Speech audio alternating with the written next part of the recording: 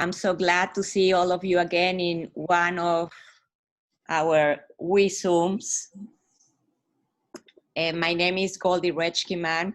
I am WITSO Florida, I was going to say vice chairperson, but no, now I am WITSO Florida chairperson, and I'm so happy that you guys are here with us tonight. Before I give a few words about the situation in Israel, I would like to share with you a video about WITSO. Lilian, please.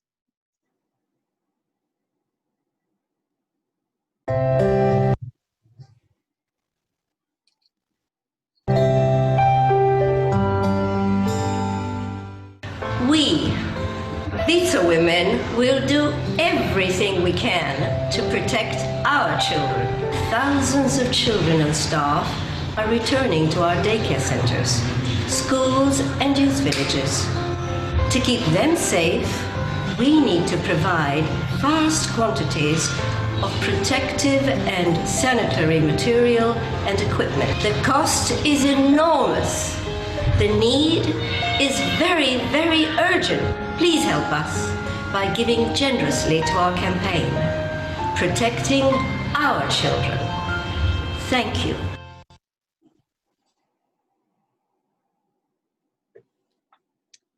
Thank you, Lilian. As you may know, at the beginning of May, WITSO reopened 180 daycare centers, 6 schools, and youth villages with more than 25 children, teenagers, and staff. The return to the centers have been very, very challenging. If you have been reading the news lately, you have been able to see that as Israel has been easing its restrictions, new infections started to climb up.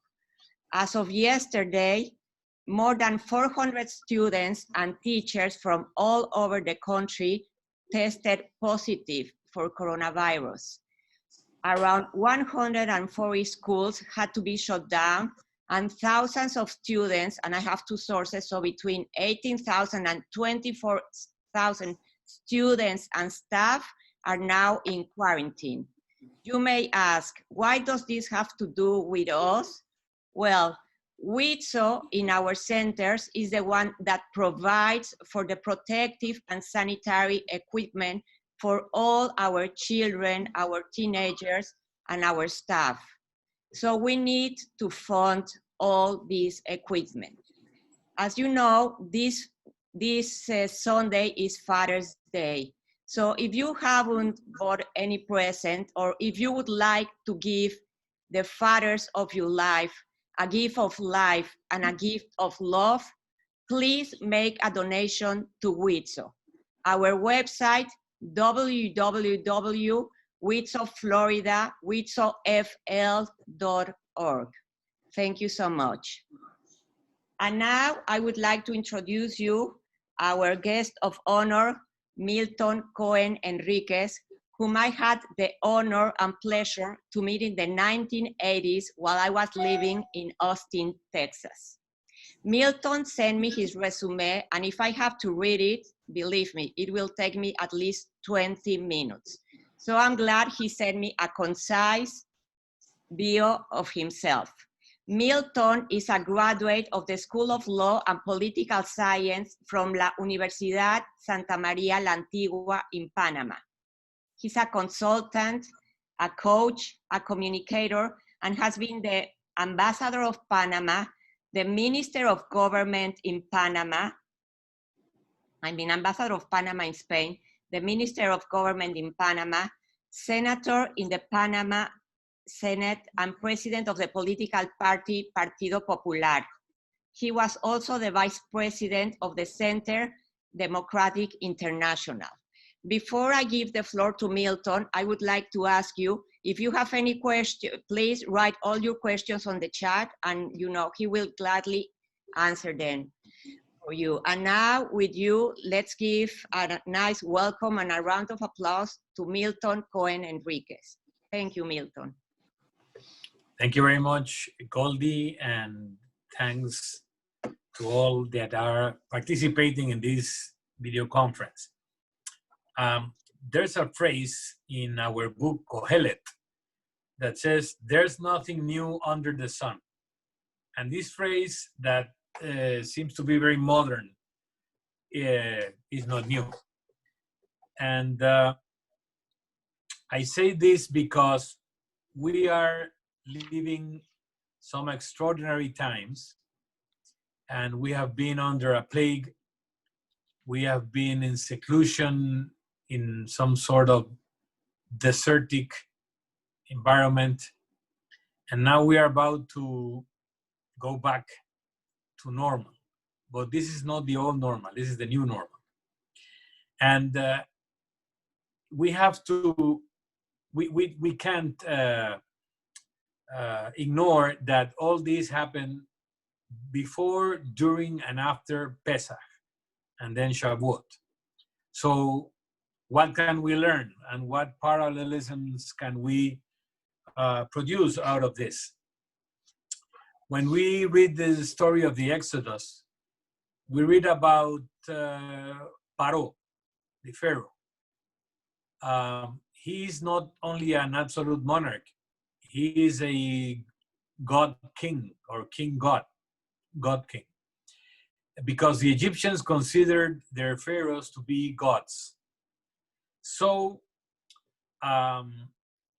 then we have Moses, who is a reluctant leader. He doesn't want to be a leader. He doesn't want to go to Egypt and talk to Pharaoh about letting his people go. And then we have a couple of other leaders that could be models of what we can learn from this story. First of all, according to our mystics, when we talk about Egypt and we talk about Israel in that context, we are not necessarily talking about geographical entities. We're talking about spiritual entities. And Egypt symbolizes the materialistic world. Israel is the spiritual world. When we talk about Egypt, we talk about things, properties, all that slaves us into material things, okay? And when we talk about Aliyah, to elevate ourselves toward Israel, we're talking about a spiritual elevation. When we read the book and we see what was Moses' initial request to Pharaoh, he asked Pharaoh to let his people go to the desert to pray to our God, and then they will be back. And Pharaoh said, no. Two things. First, for Pharaoh being a God king, the Israelites were not people. They were his property. He was not willing to relinquish his property. And this emphasizes what we just said about Egypt being the realm of materialism. People were not people. They were property of Pharaoh. Second thing is, if we believe that God is almighty, that God is everywhere, why do the Israelites have to go out of Egypt to the desert to be able to pray to God? God is everywhere.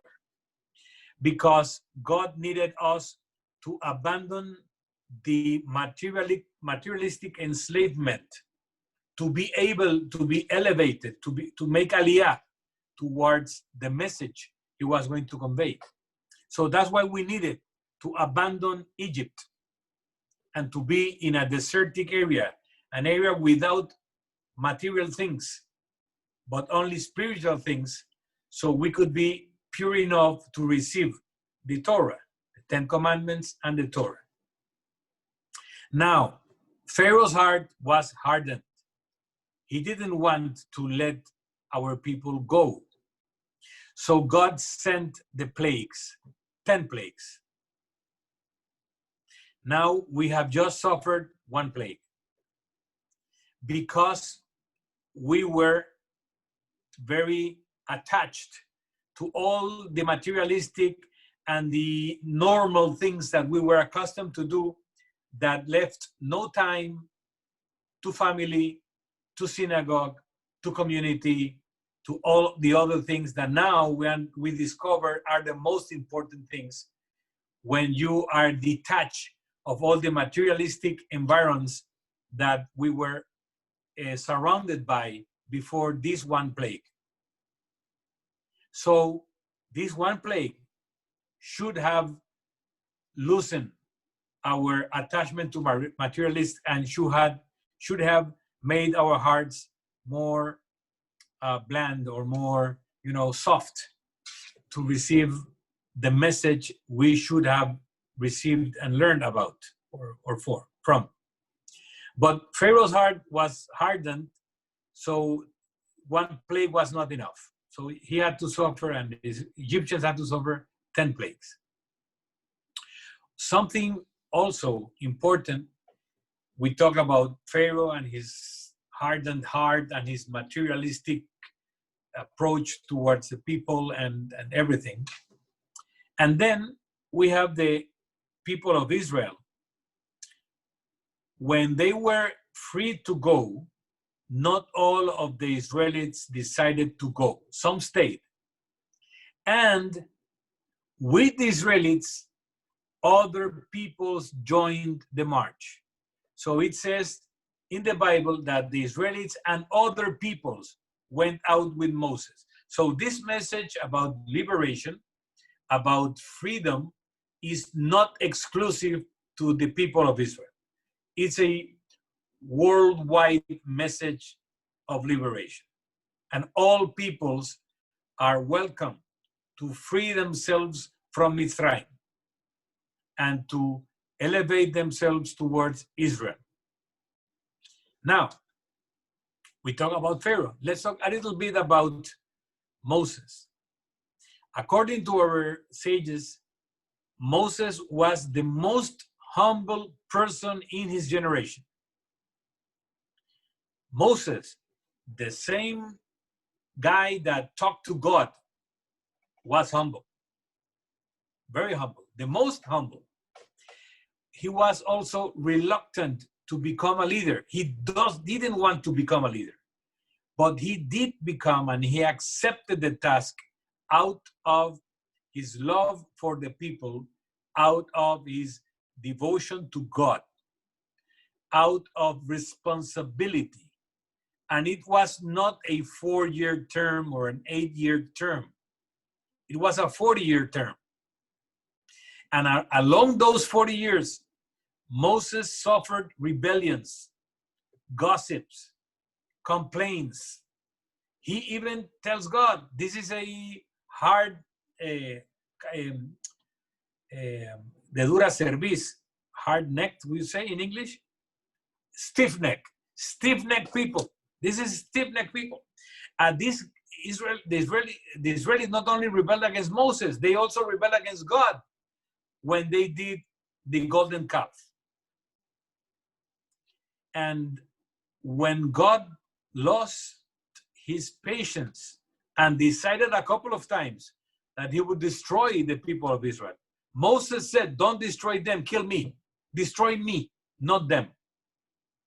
So he was a committed leader who loved his people in spite of his people's attitudes and ungratefulness, because he didn't do it for their gratitude. He did it because it was the right thing. He did it out of love, out of devotion and obedience to God. And that's why the Bible says, when the Bible talks about Moses, it says, Moses, the servant of the Lord, the servant of God. He was a servant of God that had to serve the people too, because it was God's commandment. Now, Moses, the servant of God, the most humble person, was a stutter. So he didn't have the gift of the word, we would say in Spanish, el don de la palabra. So Aaron had to talk for him. He would tell Aaron, and then Aaron would say whatever has to be said. And at a certain moment, a new character appears in the play. His name is Korah. Korah is Moses and Aaron's cousin. Korah is the demagogue. He didn't know how to talk. He didn't know how to entice people, how to convince them. And he wanted to be the high priest. He said that why Aaron is the high priest, I should be the high priest. We're from the same family. And he led a rebellion against Moses and Aaron. And this demagogue was literally swallowed by the earth. It was the earth opened and they were swallowed, him and all his followers. That's what happened to demagogues. But this is another kind of leader. We had the leader that thinks he's God and he answers to no one else and he feels people are his property. That's Pharaoh. We have this leader that doesn't want to lead, but he does it out of love, out of respect, obedience to God. And he does it for 40 years plus. And he prefers to sacrifice himself instead of the people suffering any consequence for their acts. That's Moses. And then we have the demagogue. We have Korah. Then there's a fourth character, a fourth kind of leader. Joshua, first time in the play, he appears the first time when Moses sends his 12 spies to the promised land to see how was it. 10 of the 12 said, we cannot get it. We are not going to be able to conquer it. There are giants, they are too strong, they are too powerful, we cannot make it. And 2 spies say, we can. That's a great land. They have milk, they have honey, fruits are this big.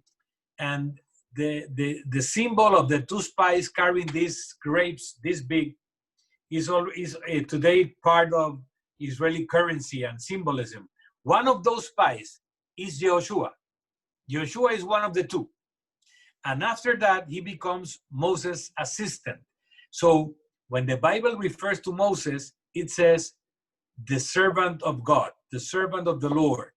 But when it refers to Joshua, it says the assistant of Moses, Moses trainee, Moses, pupilo, I don't know in English, pupilo, trainee, okay? And that's Joshua. Now, Joshua is a great strategist. He's a very strong leader. But he is the one who gets to get the people of Israel into the promised land. You have to remember that Moses couldn't make it. It was prohibited for him to get into the promised land. Why? Because when the people needed water, they ran out of water.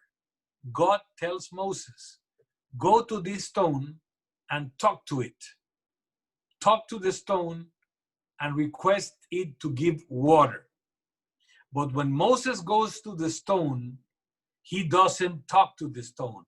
He hits the stone with his stick, with his, how do you say, well, the stick, you understand, okay? And what that shows, not only that Moses didn't comply with God's specific orders, but he didn't trust God when God said, talk to the rock and it will provide water. Moses said, no, I have to hit it because who talks to rocks, you know? How come a rock is going to answer? So he showed a lack of faith. But if we transfer that attitude towards any leader, instead of talking, instead of convincing the rock to give water, he uses force. He abuses power. He hits the rock to get the rock to give water. And because of that, after all the greatness of Moses, he cannot get into the promised land because he hit the rock. He abused his power. Now, he understands he can't get into the promised land, so he prepares Joshua. Now, when we read Joshua's book, we see many things that Moses did repeated by Joshua, but in a smaller scale. For example, Moses partitioned the sea. Joshua parts the Jordan River. Same purpose, for the people to get in. Moses sends 12 spies. Joshua sends 2, because last time with 2 was good enough. The other 10 was excessive. Didn't serve any purpose. Now, as we see Joshua trying to repeat, and every time Joshua does something, the Bible mentions, the book mentions, because those were instructions of Moses. What they were doing was what Moses told them to do, okay? So he was his assistant. He was just complying with Moses' orders or indications. Now, when they're about to invade, to cross the river, first city they want to conquer is Jericho. Considered one of the oldest cities in the world. And at that time, it was one of the oldest cities also. And he sends his 2 spies, and the spies get into the city, and a prostitute called Rahab helps them. And she tells them, I know who you are. I know they are after you, and I'm going to hit you. But you have to promise me that when you come in, you're not going to harm me. Your people, your armies are not going to harm me, nor my family, nor anyone that is living with me. And they promise her that. So she not only protects them, but she helps them escape, and then misleads the searchers, the guys that were looking for them. So when they invade, and these spies talked to Joshua and told him what was happened and what was the promise, Joshua sent a group to protect Rahab and take her out with her family when they were invading, to comply with this promise.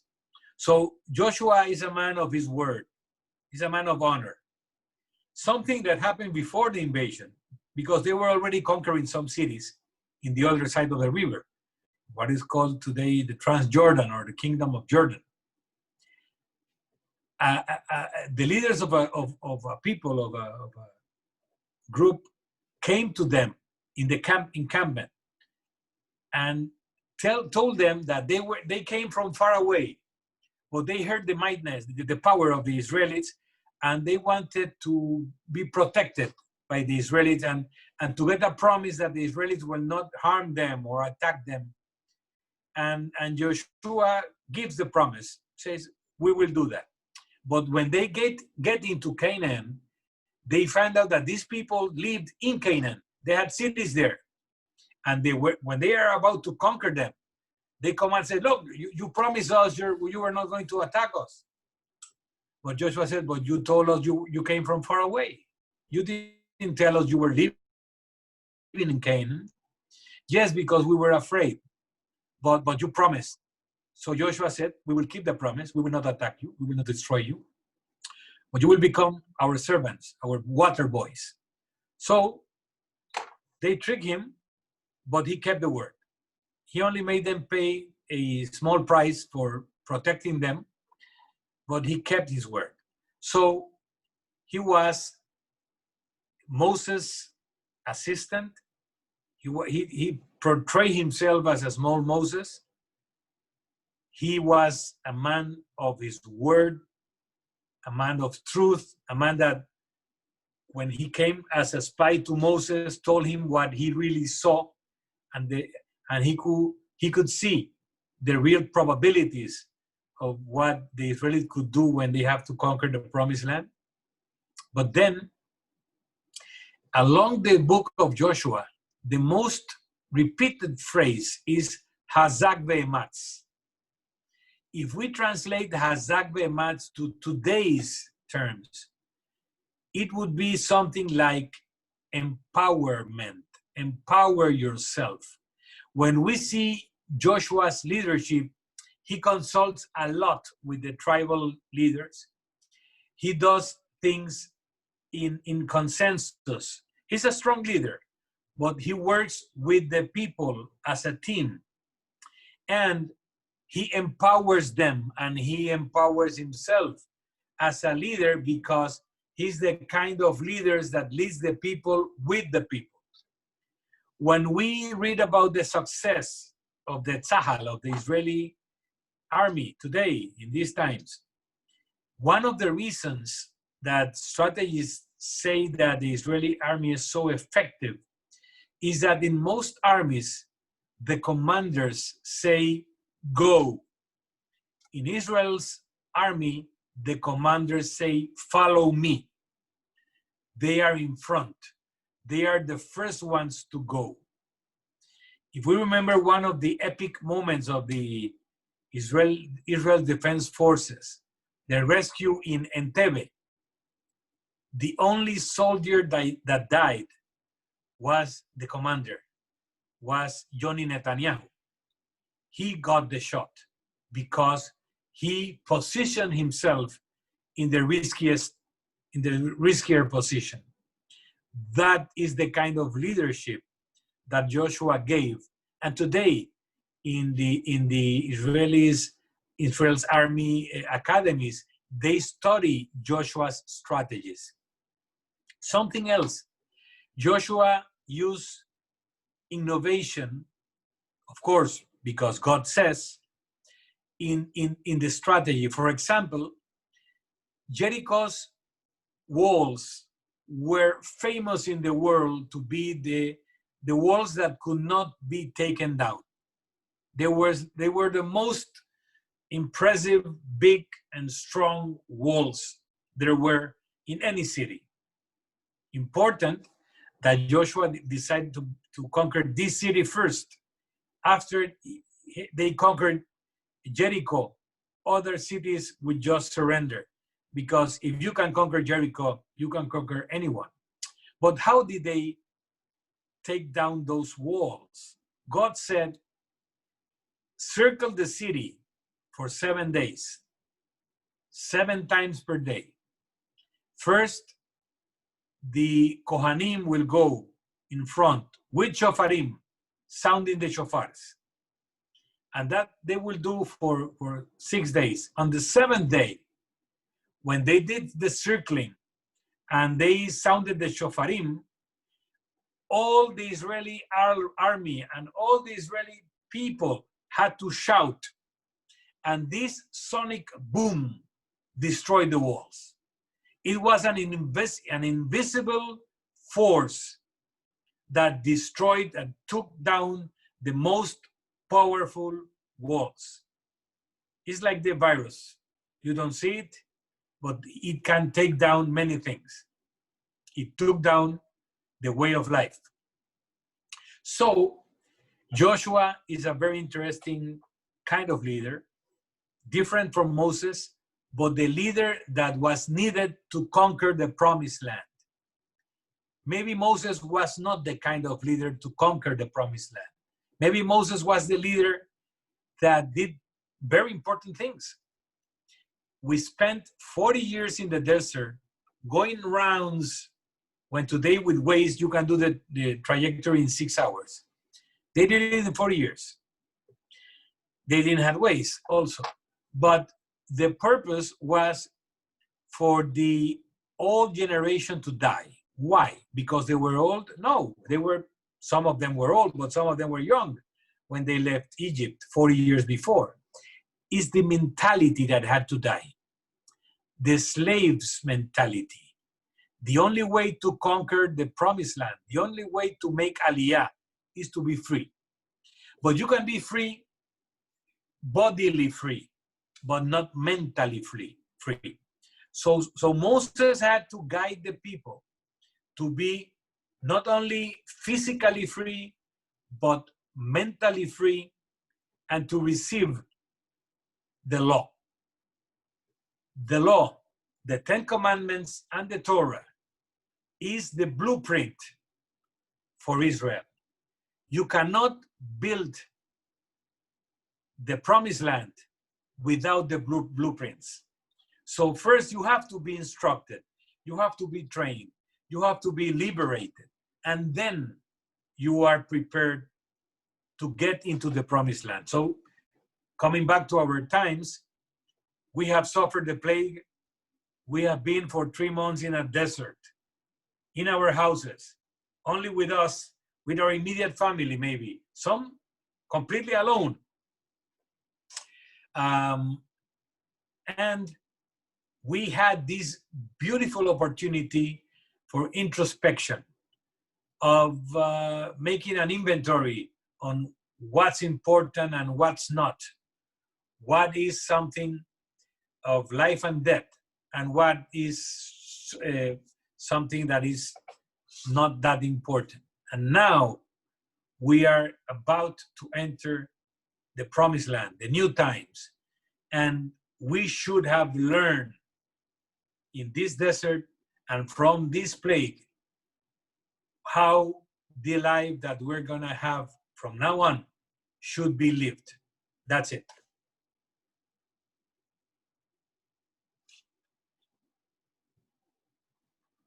Thank you so much, Milton. It was so inspiring. I don't know if anybody would like to make a question. Are there any questions? There are some comments. It says bellissimo. And also, how are we going to do it? And how are we going to do it? And do you think people really will go, you know, won't go back to what they used to be? Part of the Israelites wanted to go back to Egypt.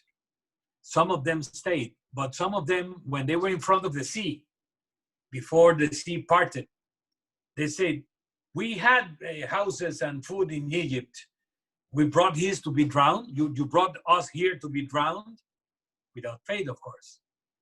And, you know, I want to emphasize on the faith part.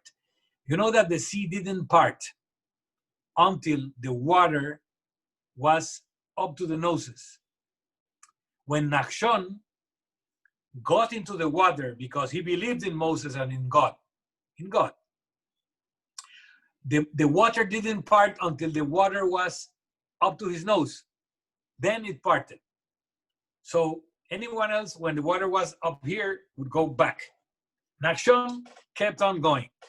So we have to have some faith.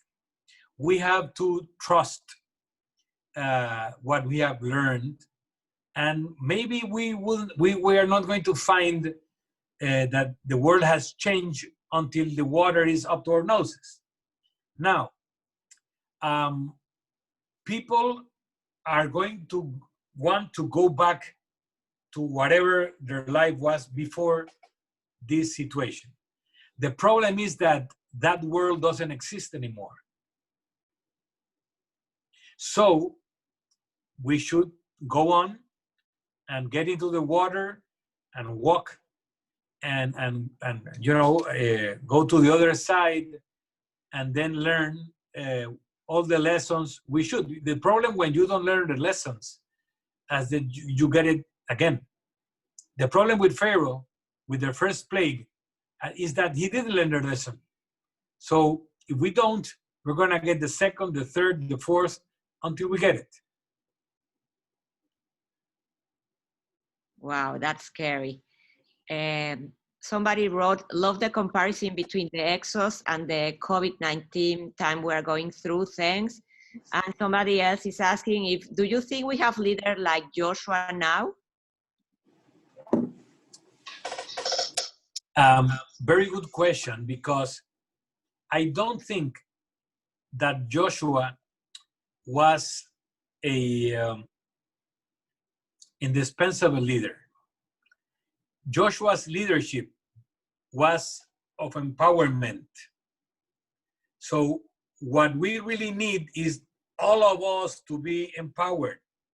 That's why it wasn't Moses. Moses by himself had all the power. He put the power to serve the people. But when we are looking for Moseses now, we might get Korah. And what we need is all of us to become Joshuas. All of us to be empowered. All of us to participate and to make agreements and have a word, tener palabra, to comply, to comply with our commitments. That's the kind of leadership we need. It's more collective. It's more of communitarian. It's less individualistic. And even though in special times we need Moseses, in these times we need us to become Joshuas and go very, very far from the Korahes. Do you think there are demagogues right now? A lot in many countries. Part of the problems that we're going to face is that when ruling people, governments, bureaucracies, military, policemen, whatever, all those that have power tend to hold on to power. All these extraordinary measures that might be acceptable because of the pandemic will tend to be kept against or in menoscabando, Undermining our liberties. Remember that Pesach is about freedom. Pesach is the liberation. We didn't survive all the plagues and all the suffering and all the enslavement to become slaves again. We did that to become free. So when you have to accept limitations to your freedom because they're a greater good, the greater good is human life.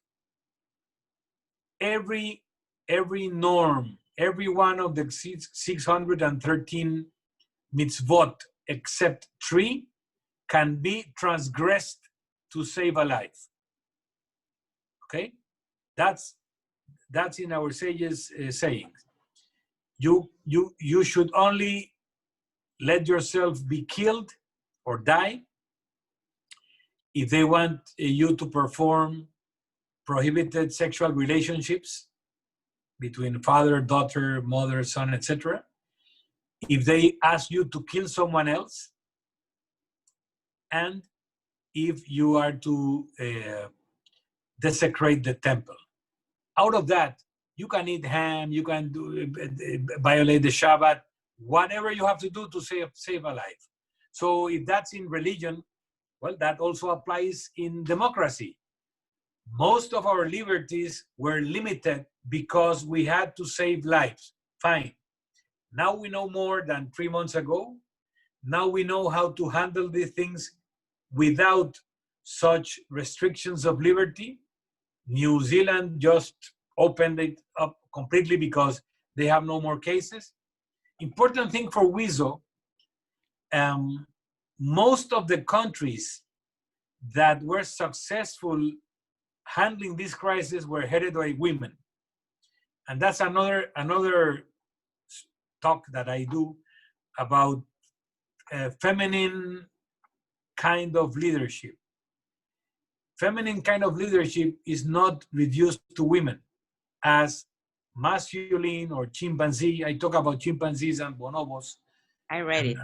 I'm not going to talk about it now. But some women that got into power behaved like men in power. I'm not talking about sexual orientation. I'm not talking about mannerisms. I'm talking about the way they handled power, because the circumstances made them behave that way. Now we have a different leadership, and it's more similar to Joshua's. It's the opposite to Pharaoh's. It has nothing to do with Korah. It's a more feminine-like, and when I say feminine, and you will understand this perfectly because you are all Yiddish mommies, doesn't mean they are not strong, okay? Feminine kind of leadership is a strong leadership, but the way it handles power is very different. Now, we need more men and women governing in a feminine way. We need more Joshuas. We need less Pharaohs. We don't need Korah. So, the new world that is opening up was not created by the pandemic. Things that are happening were happening before. The pandemic accelerated processes, took down things that were already rotten and about to collapse, and they did. If we try to rebuild with rotten structures, they will collapse again, but in our heads. So we have to learn from Germany, New Zealand, Iceland, Taiwan, a couple of other countries headed by women, that they were the most successful countries handling this, the ones that are coming out faster than the rest, with less damage, and learning the lesson. So I'm very optimistic about our possibilities. Of course, there are other alternatives, and we might end up in that kind of hands, but it depends on us.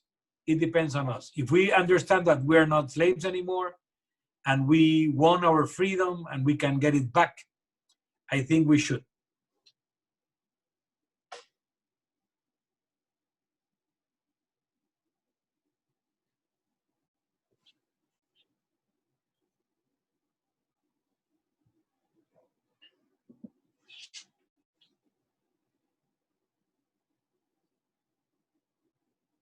No more questions.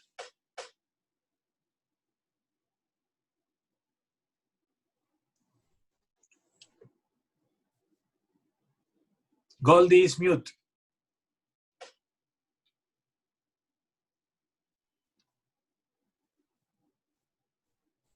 Hello, Goldie, you're mute. There she is. Okay. Yeah, sorry, I was mute, but I couldn't unmute myself. That was the problem. So the last question I would like to ask you is, if we all as women, because here all your audience, we are WITSO women, we can become Joshuas, but many women are afraid of becoming leaders. They feel that, you know, that's a role that belongs more to a man, or maybe to somebody with more power or a different kind of temperament.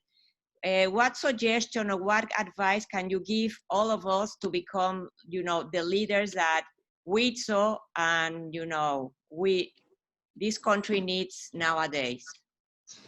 First of all, your leadership, you're our leaders. You are. Second, the kind of leadership that we need is your kind of leadership. Let's talk about the word economy. Economy comes from a Greek word that refers to home. And the first economists were women, because they had to administer limited resources to satisfy unlimited needs. And women in antiquity had some milk that was spoiled, and they made cheese. They had some grapes that were spoiled, and they made wine. They had some grain, and they made bread. All this happened at home. It didn't happen in the field. It didn't happen with the warriors nor the hunters. It happened at home. Today, any one of you can take leftovers and make a banquet. You can take a drape and make a dress, a mantel, a tablecloth. And you can take an old dress and make 2 nice new dresses for your daughters. And when time comes to eat, and you have this big turkey, you serve all of the family first, and then you eat. If we men are going to serve, we eat first. We take the best part, and then we let the family eat the rest, okay? So the leadership you provide naturally, creative, what do we need and what do we have? And how can we make what we have to satisfy what we need? You do that every day. When you have to decide, you think first on the rest, on the family, and after that, on yourself. That's the kind of leadership we need. So, we need to learn, men, we need to learn from you, from our wives, from our mothers, from our daughters, from our sisters, the kind of leadership that knows how to administer with reduced things to satisfy the needs. We have an economy that has shrunk 10, 15, 20% in each country. We have an economy that has more unemployed people, twice or thrice the amount of unemployed people that we had 4 or 5 months ago. And we have to jumpstart that economy with what we have. So I think you are the naturals, you are the models. You should not be afraid of being forward, being in the front line. We need you there. Without you, we cannot do it. We need models, role models like you, like Angela Merkel, and the Prime Minister of New Zealand, like the Prime Minister of Iceland, like the Prime Minister of Norway, I think, that understood what happened. They didn't lie to their people. Angela Merkel told the German people what was going on, what was going to happen. Every time she would tell the people, this is what we have, this is what we're going to do. No one in her government, only the governments of these other ladies, successful ladies, try to steal something out of this pandemic, try to make some corrupted contract for himself or his family. All of them work for their people with all their energies and fortitudes. There's something that happened before all this. Germany couldn't take all the immigrants that were coming to its shores. So Angela Merkel goes to a camp of immigrants, illegal immigrants. They have to go back. Germany cannot take them. And one young lady, immigrant, illegal immigrant, begins to cry and begs Angela Merkel to let her stay. And Angela Merkel takes her into her arms and gives her a hug and tells her, I am sorry, I cannot let you in, but we will be sure that you go safely back to your home or to some place else. And a journalist tells her, how dare you to give her a hug and not letting her in? And Angela Merkel told him, according to the law, I could not let her in. But according to my heart, I could give her a hug. And that's what I did. Wow. So that kind of leadership is the one we need.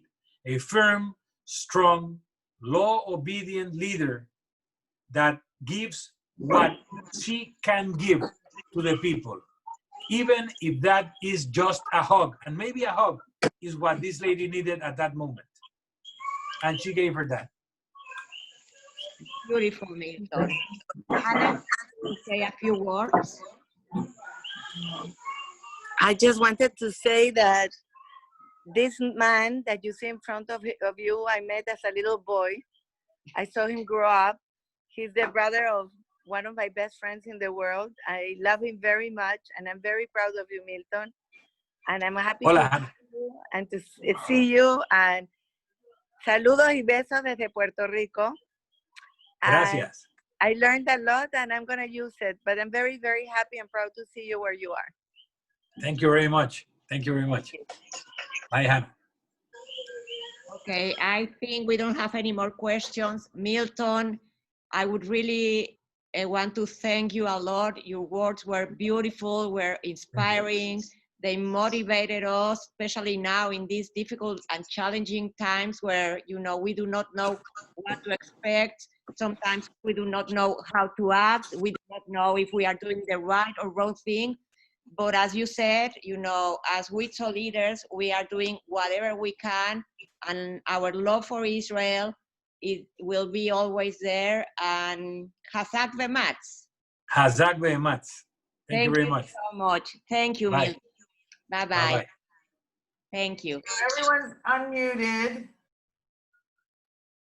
Okay. Thank you. Wow.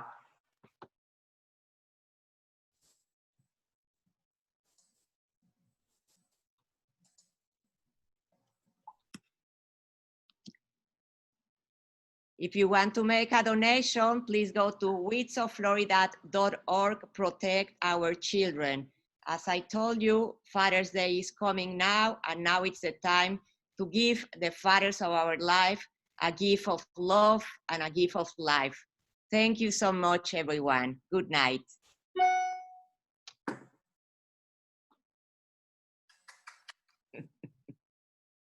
Mercedes, nice seeing you. Not everybody's on mute. I unmuted everyone, but No, I see Dorita is on mute. Dorita, Whoever yes, whoever wants to unmute themselves, you can unmute yourself. Say hello, There. say bye, say good night, say whatever you want. Thank you so much. It was What can I do? really, really good. Yeah, it was so inspiring. It was very inspiring. Goldie, thank you, Yeah. really. It was really inspiring. It was really touched to the heart, like I said before.